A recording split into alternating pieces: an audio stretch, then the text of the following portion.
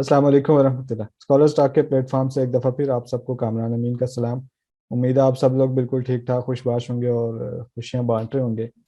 पिछले दिनों हमने इटली की स्कॉलरशिप पे एक सेशन किया, बहुत ही मुख्तसर सा। उससे रिलेटेड कुछ और बहुत इंपॉर्टेंट सवाल थे जो बहुत फ्रीक्वेंटली पूछे जाते हैं। तो हमने, हमारे दोस्त, हमारे भाई, बल्कि हमारे टीम मेंबर भी हैं, अमर सोहेल भाई जो अब इटली में स्कॉलर पीएचडी के फाइनल ईयर में, बल्कि अभी पीएचडी ख़त्म करने वाले हैं, उनको हमने फिर तकलीफ दी एक दफ़ा। और उनका बेहद शुक्रिया, इन्होंने हमें ज्वाइन किया। तो आज इनसे वो कोई सवालात पूछेंगे, जैसे आइल्स चाहिए नहीं चाहिए, ठीक है, एप्लीकेशन कॉल क्या होती है, कौन कौन लोग इस पे अप्लाई कर सकते हैं, जो इश्यूज स्टूडेंट को नॉर्मली पेश आते हैं, तो उस पर आज इंशाल्लाह डिस्कशन करेंगे। बहुत शुक्रिया अमर भाई, आपने हमें एक बार फिर ज्वाइन किया। बहुत शुक्रिया। बहुत शुक्रिया आपका।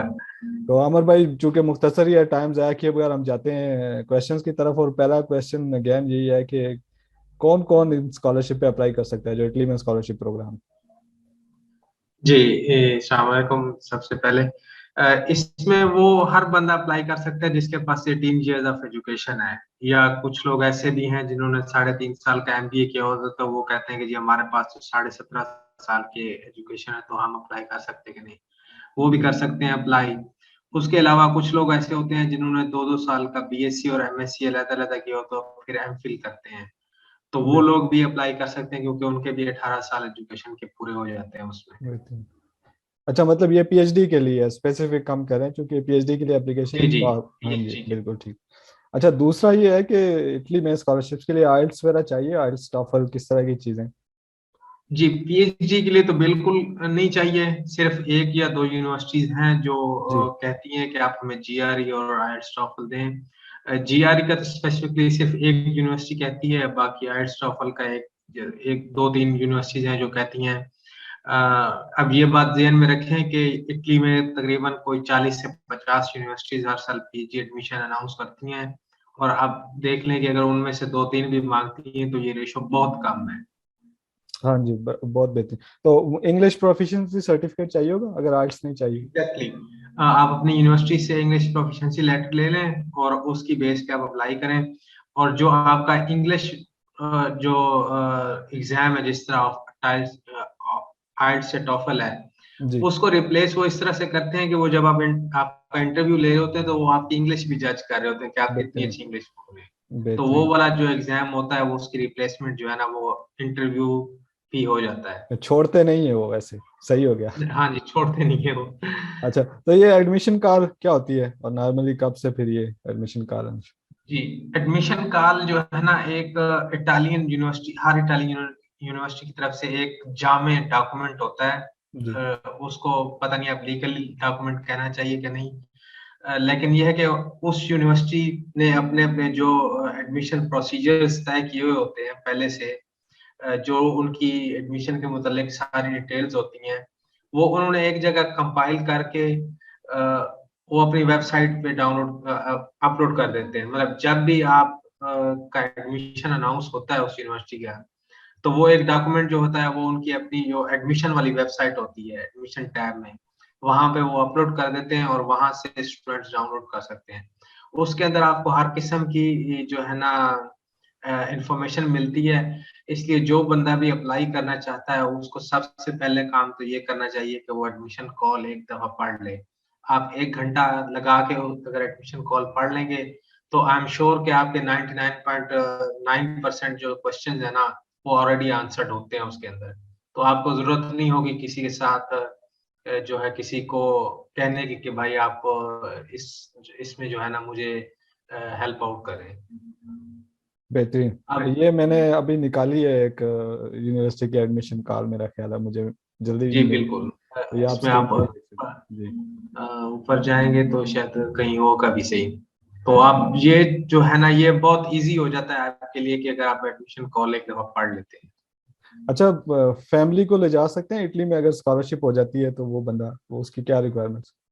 जी, फैमिली में ये है कि यहाँ पे फैमिली काउंट होती है आप, आपके बच्चे और आपकी बीवी। तो सही। उनके लिए जो है ना फैमिली रियूनियन वीज़ा होता है, उसके लिए आप ले आ सकते हैं, लेकिन ये है कि वो आपको थोड़ा प्रोसेस करना पड़ता है, कुछ डॉक्यूमेंटेशन है, वो आप जब आ जाते हैं इधर, तो वो आप कंप्लीट करते हैं और उसके बाद जो है ना आपकी फैमिली पाकिस्तान में फैमिली रियूनियन वीजा के लिए अप्लाई कर सकती है। बाकी कुछ लोग कहते हैं कि जी हम अपनी वालिदैन या बहन भाइयों को लाना चाहते हैं, तो उस केस में ये होता है कि आपके पेरेंट्स की एज 65 प्लस हो और जो आपके सिबलिंग्स हैं उनकी 18 से नीचे हो, और उसके लिए भी आपको प्रूव करना पड़ता है कि जो है ना पाकिस्तान में कोई नहीं है इनकी केयर करने वाला, तो उस केस में ले जाए आप सही ला सही सकते हैं पेरेंट्स को। सही सही। अच्छा, एमएस के अगर फाइनल सेमेस्टर में हो कोई स्टूडेंट तो वो स्कॉलरशिप के लिए अप्लाई कर सकता है इटली में, पीएचडी? जी, लाज़मी करें, क्योंकि जब आप आखिरी सेमेस्टर में होते हैं तो इसका मतलब ये है कि आप का ऑलमोस्ट चीज़ें कंप्लीट हो चुकी हैं। तो आप इस तरह करें कि आप यूनिवर्सिटी से कंप्लीशन सर्टिफिकेट लें, जिसके अंदर ये लिखा हो कि आपने रिक्वायरमेंट्स पूरी कर ली हैं और आपको ऑन करीब जो है ना डिग्री डिग्री दे दी मिल जाएगी। जाए, बेहतर। और उसकी बेस पे आप अप्लाई करें और आपका एडमिशन इंशाल्लाह हो जाएगा। लेकिन ये ज़हन में रखें कि आपको जो है डीओवी declaration of value equivalence certificate होता है जो इटालियन एम्बेसी आपको इश्यू करती है। उसके लिए आपको डिग्री लाज़मी चाहिए। तो आप ये ज़हन में रखें कि जब इधर एकेडमिक ईयर स्टार्ट हो उससे पहले आपके पास डिग्री आ जानी चाहिए। बेहतरीन, ठीक है। और एक्सेप्टेंस लेटर प्रोफेसर से ये इटली में जरूरी है या इसके बगैर भी एडमिशन हो जाता जी, जी, इसका कोई आपको पहले तो ये है कि ज़रूरत ही नहीं है, कोई आपको देगा भी नहीं। है?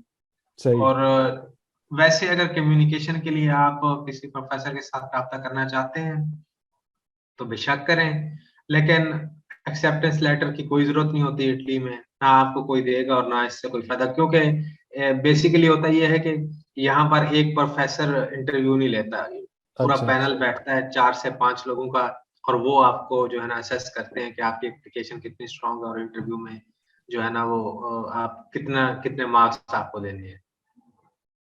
तो फिर सुपरवाइजर कैसे अलर्ट होते हैं? जी, सुपरवाइज़र इस तरह से अलॉट होते हैं कि वो प्रोजेक्ट की बेस पे जो जो आपने रिसर्च प्रपोज़ल दिया है, उससे मोस्ट रेलेवेंट बंदा जो है वो आपको असाइन हो जाता है। अच्छा, सही हो गया, सही।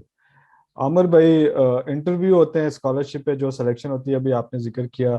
इंटरव्यू के लिए कोई टिप्स देना चाहेंगे, किस तरह का इंटरव्यू होता है, स्टूडेंट किस तरह से प्रिपेयर करें? जी, एग्ज़ैक्टली, ये जो दूसरी स्टेज होती है इटालियन स्कॉलरशिप्स में वो इंटरव्यू की होती है। जब आप ने पहला फ़ेज़ जो है वो पास कर लिया और उसके अंदर आपको इनफ नंबर मिल गए हैं जो आपको दूसरी स्टेज पे ले जा सकते हैं।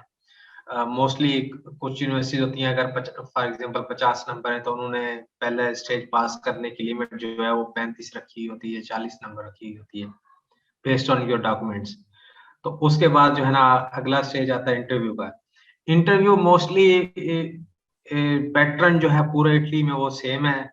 अ, वो आपसे पूछेंगे कि आप अपना बेसिक इंट्रोडक्शन दें, तो उसमें आप इंट्रोडक्शन दे सकते हैं कि आपने कौन-सी डिग्री की हुई है, मास्टर्स कहाँ से किया हुआ है, सही। मास्टर्स में काम क्या किया हुआ है, ये चीज़ें। सिंपल एक बेसिक से इंट्रोडक्शन आप जो देते होते हैं वो दे दें।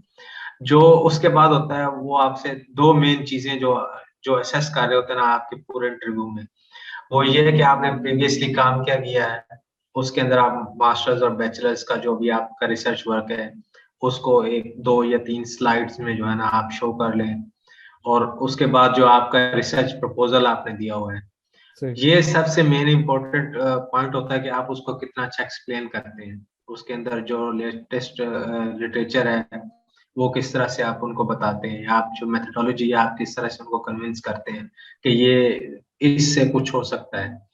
तो ये और फिर इसके बाद ज मोस्टली होते नहीं हैं, कुछ यूनिवर्सिटी में शायद वो आपसे टेक्निकल क्वेश्चन पूछ लें, लेकिन वो टेक्निकल क्वेश्चन भी बहुत बेसिक लेवल के होते हैं। मतलब कोई डेफिनिशन पूछ लेंगे या कोई बिल्कुल बेसिक लेवल के कोई यूनिट पूछ लेंगे। तो सही। ये उस टेक्निकल क्वेश्चन से घबराना नहीं है आपने सुन के कि ये कोई बहुत बड़ी चीज़ होगी। ये सिंपल क्वेश्चन होते हैं। उसके अलावा कि आप क्यों ये यूनिवर्सिटी चूज़ कर रहे हैं या क्यों इटली चूज़ कर रहे हैं? तो इन चीज़ों के तो बेसिक बेसिक क्वेश्चन और जवाब जो है ना आपको मिल जाएँगे गूगल से भी। और वरना अगर आप सिंपल यूनिवर्सिटी की वेबसाइट और लैब्स वगैरह देखेंगे तो वो ये वाले क्वेश्चन तो आंसर हो जाएँगे आपको। बेहतरीन हो गया अमर भाई, और इसके लिए एक पीपीटी बना दें, राइट? मोस्टली यूनिवर्सिटी जो हैं वो आपको कहती हैं कि पीपीटी बना लें, और कुछ यूनिवर्सिटी कहती हैं कि नहीं, आप सिर्फ ओरल जो है ना वो इंटरव्यू और होगा, सही आपको पीपीटी प्रेजेंट करने की इजाजत नहीं होगी। तो ये सारी चीजें जो है ना, ये भी एडमिशन कॉल के अंदर ही होती हैं, सही। आपने ये भी देखना है। और अगर ना भी हो तो वो जब आपको ईमेल करते हैं तो मोस्टली उसके अंदर उन्होंने इंस्ट्रक्शंस दी हुई होती हैं कि आप प्रेजेंट कर सकते हैं या नहीं कर सकते। बिल्कुल ठीक। बहुत शुक्रिया आमिर भाई, मतलब एडमिशन कॉल बड़े ध्यान से पढ़नी है, उसको हमारे जी लोग छोड़ बिल्कुल। देते हैं। और इंटरव्यू के बिल्कुल। लिए कुछ जनरल जनरल से टिप्स ये हैं कि सबसे पहले तो ये कि आपने घबराना नहीं इंटरव्यू का बिल्कुल। नाम सुन के, क्योंकि ये जो इंटरव्यू होते हैं इसमें आपसे कोई अफलातून बनना एक्सपेक्ट नहीं करता। इसमें तो बेसिक वो जानने की कोशिश करते हैं कि जो कुछ आपने किया उसकी कुछ आपको समझ भी है कि आप ऐसे हवाई छोड़ते। बिल्कुल तो एग्जैक्टली। क्योंकि दूसरी जो, हाँ हाँ जी। मोस्टली लोग होते हैं वो ये है कि रिसर्च प्रपोजल कहीं से पकड़ लिया जी और जो है ना वो अपलोड कर दिया, और पता नहीं है कि इसको आप डिफेंड कैसे करना है। जी बिल्कुल। या मास्टर्स की रिसर्च है और उसके अंदर 10-10 पेपर हैं, लेकिन पता नहीं है कि उस रिसर्च में हुआ क्या है, तो वो बिल्कुल लोग ये भी चेक कर रहे होते हैं, इसलिए इसलिए ये बेहतरीन। भी ख्याल अच्छा, रखना हमारे है। चाइना में जो इंटरव्यू होते हैं, मैं कुछ इंटरव्यूज में शामिल रहा हूँ, तो मैंने ये देखा है कि स्टूडेंट ने कुछ चीजें मेंशन की होती हैं जैसे HPLC, इस तरह की कोई चीज, हमें ये स्किल है। तो फिर स्टूडेंट पूछ, वो टीचर आगे से ये क्वेश्चन, मैंने अक्सर देखा है कि ये क्वेश्चन फिर लाजमी होता है कि अगर आपने HPLC लिखा तो पूछेगा कि मैकेनिज्म क्या है HPLC का। तो वहां बंदा फंस जाता है कि अच्छा आपको स्किल आती है, आपने लिखा हुआ है, लेकिन आपको मैकेनिज्म। इस तरह की चीजें जरा ध्यान से किया करें, ये इंटरव्यू की ये दूसरी चीज है। तो बाकी तो ये सिंपल होती है। आमिर भाई का एक दफा फिर बहुत शुक्रिया, अभी सुबह सुबह का टाइम है, पूरा दिन जाएंगे लैब में। हम दुआ करते हैं आमिर भाई आपका दिन बहुत अच्छा गुजरे और जी बहुत अच्छा। खुशगवार रहे। इसी तरह आप मुस्कुराते रहें शाम तक अपनी दुआओं में। इंशाल्लाह। इसी के साथ मैं आप सारे दोस्तों से भी इजाजत लूंगा, मुझे अपनी दुआ में याद रखिएगा। अगेन, अगर आपका कोई क्वेश्चन या कोई कंसर्न है, आप कोई चीज़ शेयर करना चाहते हैं, तो लाजमी कमेंट बॉक्स में हमें बताएं या हमें इनबॉक्स करें, इंशाल्लाह हम आपको अप्रोच करेंगे। इसी के साथ मैं आपसे इजाजत चाहूंगा। अस्सलाम वालेकुम रहमतुल्लाह।